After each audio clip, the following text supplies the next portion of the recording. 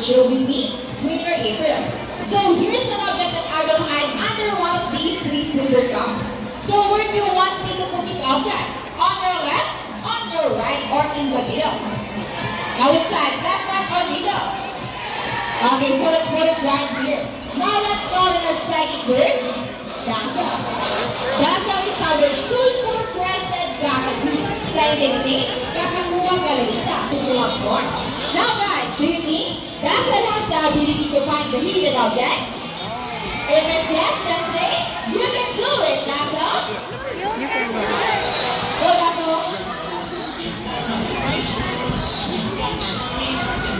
And she found it. Along with Dazzle with Trainer Mikey. You know where a brings it will be. But before we start this battle, I'll be dividing you into two groups. All the girls will cheer for Sassy. Come on, girls, let me hear you say Sassy, Sassy, Sassy, Sassy. And all the boys will cheer for Rocky. Come on, boys, let me hear you say Rocky, Rocky, Rocky, Rocky. Okay, birds ready, trainers ready, set, go. This rock on is first ball. Follow down with Miss Sassy.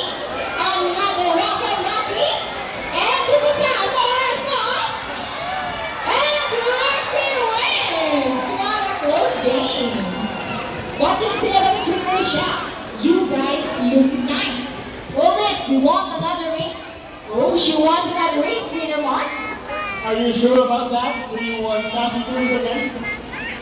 Well, this time I guarantee you that Sassy will win. So, what race do you have in mind? I'm thinking about our ring race. So what is ring race?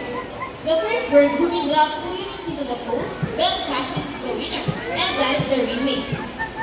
So on ring race, it shall be. Remember guys, that boys already have 1 point. So girls, let's cheer louder for Sassy to win this time. We'll be doing this again, this time our ring race. Ready, set, go! Come on, Sassy. Here is right on his first ring. Now going. Oh, you're returning. Sassy pick up the ring at the same time. How fun is that? And the winner is Sassy. What do you say about the Trainer Mark? 3 rings at the same time. Hey, you guys cheated!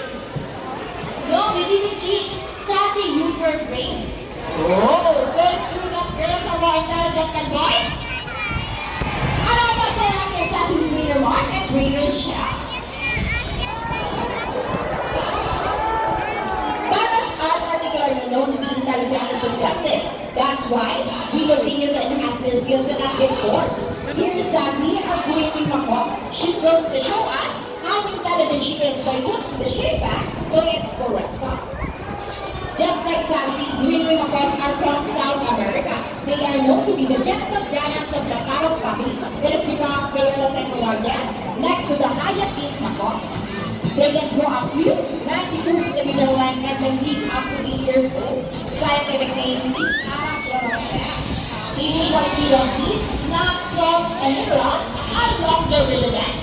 And for our shape, and very talented pride, and applause for Sassy, Trainer Shell. Now,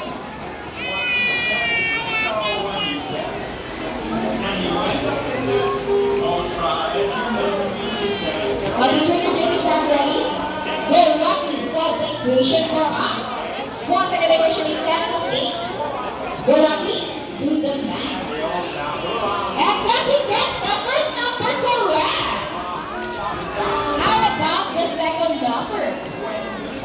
Okay, after the second number, Rocky. Well, Rocky loves numbers. And Rocky gets the number 8. So, 10 plus 8 is equal to 8. Mula sa ilan naman, Rocky, between the JD. I guess come on the white jacket too. And he pops down, body flies over, and he gets the money and flies back. And I think for the win, they take the money out of my winner. Sir, before we go, I have a question for you. Did you know that Manila Ocean Park is the rescue center for birds? Yeah. Now we know that your honeymoon no longer away, and we are very grateful. Thank you so much. You're gonna take your seat and enjoy the rest of the show. Yung ba nababasa? How about 1,000 pesos this time. Donation box. So, Lester, excuse me. Are you okay? Are you sure? Then why look so sad? So at least nakakita just part of the show. Everybody, let's spend the money. So everybody saying something before Buddy gives your money back. He wants to give you a kiss. Is it okay? Okay, sir, look at the camera and offer a cheek. Smile. Good one. Another one. Out of your hands.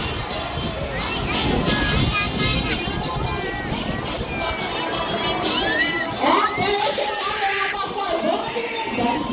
The 46 species to break down the rock. These will involve Indonesia, Bangladesh, Pakistan, Iraq, China, including the Philippines, and Vietnam's shadow. They are locally known as Mali or Bandung in Visayas region. And as you can see, we have our homing pigeons.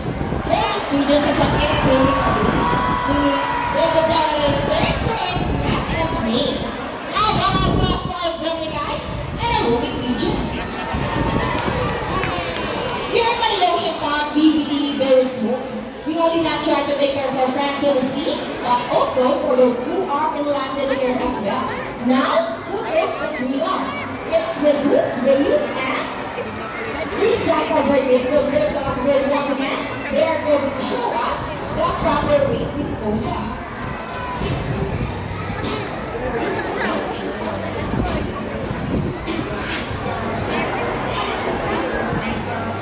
See, if our governments can do it, so can we. Ladies and gentlemen, we hope you all enjoy the show. Are the princes spectacular?